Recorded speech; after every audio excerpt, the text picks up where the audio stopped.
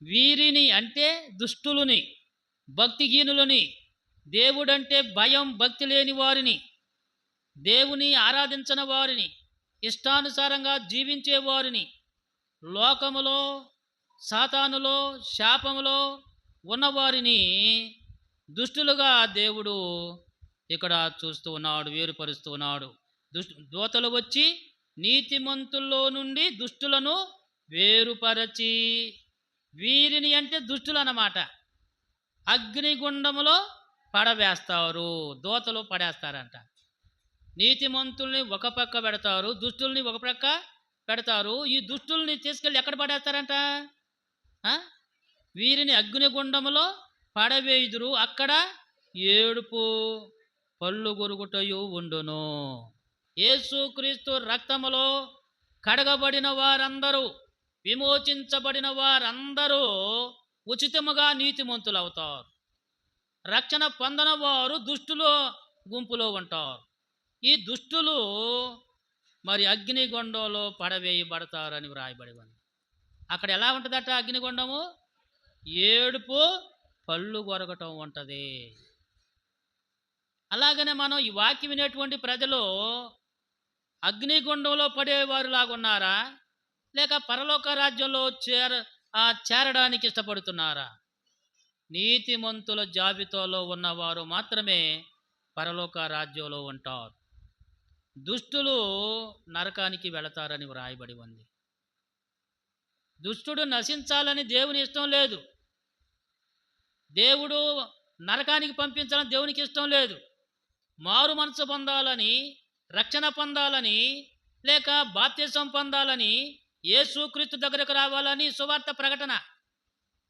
ఈ సేవకులు, దైవజనులు టీవీల ద్వారా వాక్యాలు మరి చెప్పడం ఎందుకు అంటే, దుష్టులుగా ఉండకుండా నీతిమంతులుగా ఉండండి, దుష్టత్వాన్ని తొలగించుకొని దేవుని దగ్గరకు రండి అని ఈ యొక్క సంఘాలు, సంఘ సేవకులు, లేక పాస్టర్లు దేవుని సంబంధమైనటువంటి సువార్త కూడికలు దుష్టత్వంలో ఉండకుండా దేవుని వైపు రావాల, పాపంలో ఉండకుండా పరిశుద్ధతలోనికి రావాల, లోకములో ఉండకుండా యేసై వైపు రావాలి, సాతాను వైపు ఉండకుండా యేసుక్రీస్తు వైపు రావాలని దేవుడు కోరుతున్నాడు. దుష్టులు నశించడం దేవునికి ఇష్టం లేదు. ఏ ఒక్కరూ నశించడం దేవునికి ఇష్టం లేదు. దేవుడు ఏం కోరుతున్నాడు? అందరూ అంతటా మారు మనసు పొందాలి. కాబట్టి క్రీస్తునందు ప్రియమైన దేవుని బిడ్డలారా, అందరూ మారు మనసు పొందాలని దేవుడు కోరుతున్నాడు. కనుక ఇక్కడ నీతిమంతులు, దుష్టులు, నీతిమంతుల్లో నుండి దుష్టులను వేరు చేస్తారు. వేరు చేసిన దుష్టులను తీసుకెళ్ళి ఎక్కడ పారేస్తారట? అగ్నిగుండములో పడవేదురు, అక్కడ ఏడుపు పళ్ళు కొరగటం ఉంటుంది. మరి ఏ లిస్టులో ఉన్నాం మనం? ఏ జాబితాలో ఉన్నాం? ఆలోచించి నీతిమంతుల జాబితాలో ఉండాలని ప్రభు పేరట మనవి చేస్తూ ఉన్నాం. మరి దుష్టులు నశించడం దేవునికి ఇష్టమా? దుష్టులు నరకానికి పోవటం దేవునికి ఇష్టమా అంటే ఇష్టం కాదు. వారు కూడా మారు మనసు పొందాలని కోరుతున్నాడు. యెహెజ్కేలు గ్రంథం చూడండి. యెహెజ్కేలు గ్రంథం 33వ అధ్యాయం. యెహెజ్కేలు దుష్టుల గురించి ఇక్కడ వ్రాయబడి ఉంది, దుర్మార్గుల గురించి. యెహెజ్కేలు గ్రంథం 33వ అధ్యాయము 11వ వచనం చూద్దాం.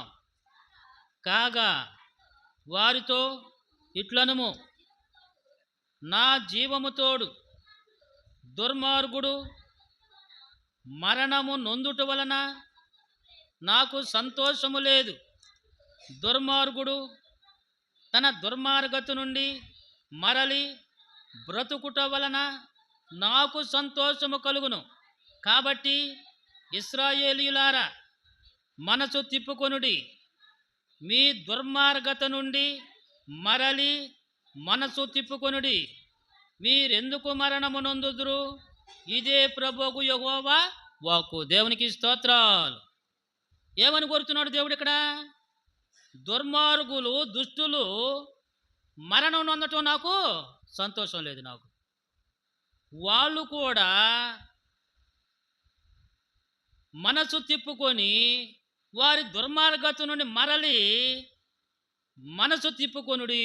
మీరెందుకు మరణము నొందుదురు? ఇదే ప్రభువు యెహోవా వాక్కు. దేవుడు ఏం కోరుతున్నాడంటే దుర్మార్గులు కూడా, దుష్టులు కూడా మనసు మార్చుకొని నా వైపు తిరిగి, నా వైపు వచ్చి రక్షణ పొంది, మారు మనసు పొంది, నాలో ఉండి మీరు పరలోక రాజ్యానికి వెళ్ళండి, నరకం నుండి తప్పించుకోండి అంటున్నాడు ప్రభు. కాబట్టి దేవుడు అందరినీ ప్రేమిస్తున్నాడు. దేవుడు ప్రేమ స్వరూపి. అందరినీ ఆయన దేవుడు లోకముని ఎంతో ప్రేమించునని వ్రాయబడి ఉంది. అందరినీ ప్రేమిస్తూ ఉన్నాడు. అయితే ఆయన మాటకు లోబడి విధేయత చూపించి ఆయన వైపు మనం రావాల. ప్రతి ఒక్క మానవుడు ఆయన వైపు రావాలని దేవుని కోరిక. దుర్మార్గుడు కూడా, దుష్టుడు కూడా మారి మనసు తిప్పుకొని యేసయ్యలో ఉంటే పరలోక రాజ్యం, యేసయ్యలో లేకపోతే, యేసుక్రీస్తును అంగీకరించకపోతే, మారు మనసు పొందకపోతే, రక్షణ పొందకపోతే, లేక యేసుక్రీస్తును సొంత రక్షకుడుగా అంగీకరించకపోతే వారు దుర్మార్గులుగా, దుష్టులుగా ఉంటారు, నరకలో పడతారు, నరకములో పారవేయబడతారు అని వ్రాయబడి ఉంది. నరకం ఎట్లా ఉంటుంది అంటే అగ్ని ఆరదో, పురుగు చావదో. ప్రభునందు ప్రియమైన దేవుని బిడ్డలారా, నీతిమంతులుగా ఉన్నామా, దుష్టులుగా ఉన్నామా? అపవిత్రులుగా ఉన్నామా, పవిత్రులుగా ఉన్నామా? లేక నీతిమంతులుగా ఉన్నామా, దుష్టులుగా ఉన్నామా? చెడ్డవారుగా ఉన్నామా, మంచివారుగా ఉన్నామా? రక్షణ పొందిన వారు ఉన్నామా, రక్షణ పొందని వారుగా ఉన్నామా?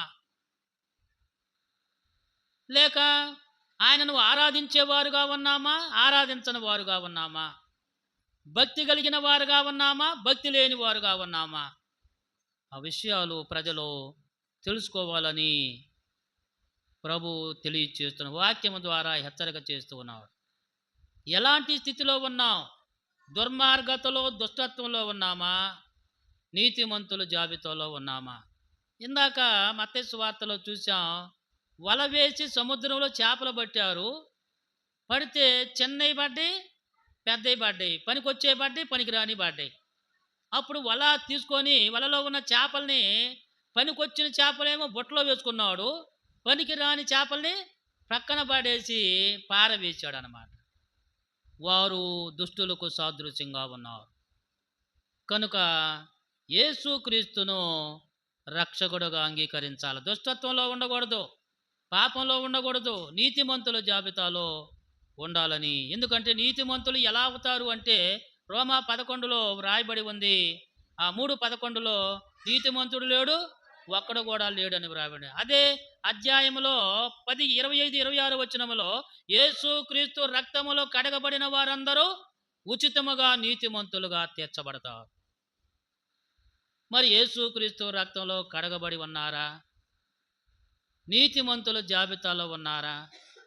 ఒకవేళ నీతిమంతుల జాబితాలో ఉన్నా కూడా మరి దుర్మార్గతలో, దుష్టత్వంలో ఉండకూడదు, నీతిమంతుల జాబితాలోనే ఉండాలి.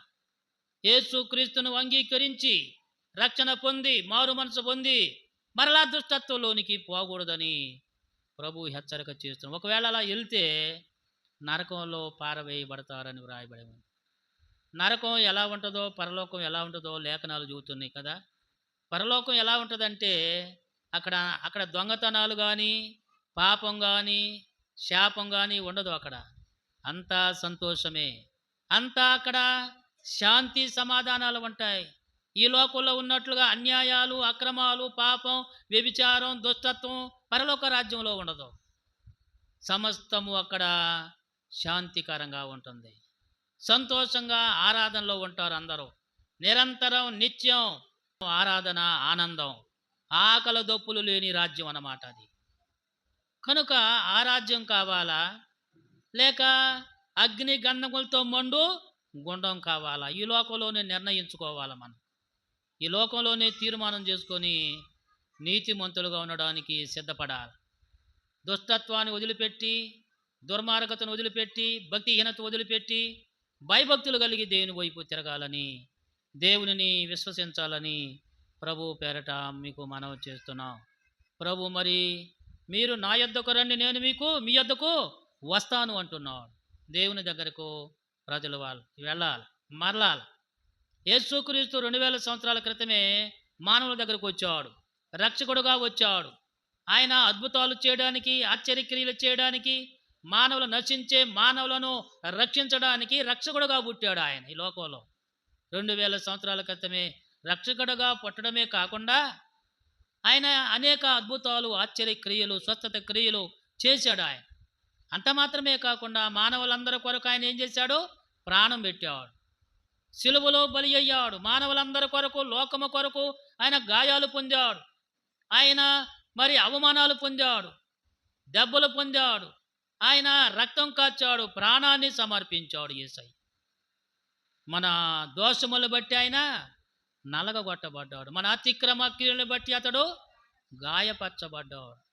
కాబట్టి మానవుల కొరకు ఆయన గొప్ప త్యాగం చేశాడు. కనుక సువార్తను విని దేవుని వాక్యం ద్వారా వాక్యం చదువుకొని సహవాసంలో ఉండి దుష్టత్వంలో నుండి దేవుని దగ్గరకు రావాలని దేవుడు కోరుతున్నాడు. కనుక ఇక్కడ అంటున్నాడు, దుర్మార్గుడు నశించడం నాకు సంతోషం లేదు. దుర్మార్గము నుండి మరి సన్మార్గంలోనికి రావాల, లేక సాతానులో నుండి దేవుని దగ్గరకు రావాల, చీకటిలో నుండి వెలుగులోనికి రావాలి, పాపములో నుండి పవిత్రతలోనికి రావాలి, భక్తిహీనతలో నుండి భక్తిలోనికి రావాలి, భయభక్తులు కలిగి జీవించేవారుగా ఉండాలి. 128వ కీర్తన మొదట యెహోవా యందు 128:1 యెహోవా యందు భయభక్తులు కలిగి ఆయన త్రోవలో నడుచు వారందరూ ధన్యులు. భయభక్తులు కలిగి నీతిమంతుల జాబితాలో, నీతిమంతుల కుటుంబాలలో మనం జీవించి పరలోక రాజ్యానికి వెళ్ళాలి. ప్రభు అన్నాడు, నేనే మార్గమును, సత్యమును, జీవమును. కాబట్టి ఇప్పుడు అక్కడ ఇద్దరిని, నీతిమంతులు, దుర్మార్గులు, నీతిమంతులు, దుష్టులు. ఎవరి వైపు మనం ఉండాలి? ఎవరిలాగా ఉండాలి? నీతిమంతులుగా ఉండాలి.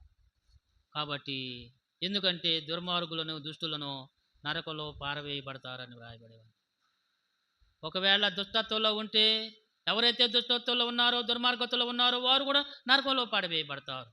అగ్ని ఆరదో, పురుగు చాదో, పండ్లు కొరగటం, ఏడ్పు అక్కడ ఉంటుంది. భయంకరమైన స్థితిని తప్పించుకోవాలంటే, నరకము నుండి తప్పించుకోవాలంటే, పరలోక రాజ్యానికి రావాలంటే యేసు క్రీస్తును అంగీకరించాలి. సువార్త ద్వారా, ఈ సహవాసాల ద్వారా, లేక రక్షణ సువార్తను అనేక రీతులుగా అందిస్తున్నారు దైవజనులు. వారి ద్వారా సువార్త ద్వారా రక్షణ పొంది పరలోక రాజ్యంలో చేరాలని ప్రభు పేట తెలియచేస్తున్నాం.